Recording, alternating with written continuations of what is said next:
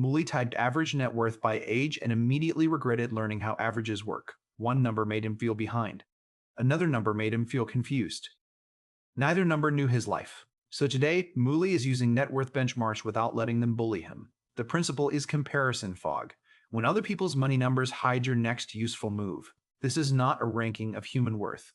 It is a map check. Mooly only needs three numbers: what he owns, what he owes, and what direction the gap is moving. Averages can be weird because a few huge numbers can pull the line upward. Median is often calmer. It asks what the middle household looks like. Instead of letting billionaires drag the room, age buckets help, but they are still buckets. They do not show city, family, health, debt, timing, or luck. Mooly's mistake was treating the benchmark like a judge instead of a dashboard light. Net worth is not mystical. It is what you own minus what you owe. Own can mean cash, retirement accounts, investments, home equity, business value, or useful savings. OA can mean credit cards, student loans, auto loans, personal loans, mortgage debt, or old decisions still billing you.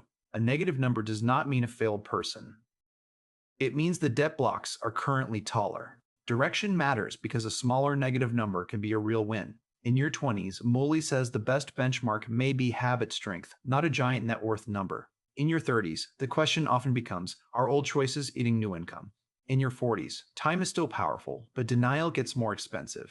In your 50s, clarity beats panic. Mooly needs the dashboard, not the shame spiral. At any age, the useful question is the same. What one lever moves the number in the right direction? Lever 1 is emergency cash. It stops one surprise from becoming fresh debt. Lever 2 is high interest debt. Paying it down can be like stopping a leak in the net worth bucket. Lever 3 is investing steadily because small seeds need time more than drama. Lever 4 is income, but only if lifestyle does not swallow the raise before it reaches the plan. Lever 5 is avoiding comparison purchases that make the number worse while pretending to fix status. Social media shows spending, not net worth. A car can look like wealth while quietly being a payment schedule. A house can be part asset, part debt, and part maintenance surprise. Quiet wealth often looks boring. Fewer claims, more margin, and accounts nobody claps for.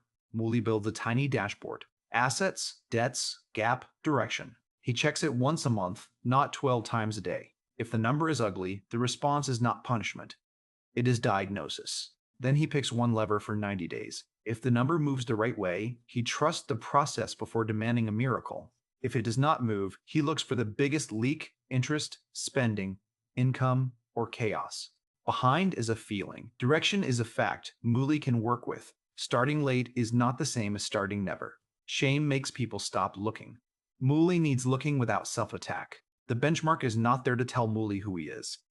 It is there to help him choose the next lever. Comment dashboard if you want the simple net worth tracker Mooly would use. Mooly is not chasing someone else's number. He is clearing the fog around his own next move.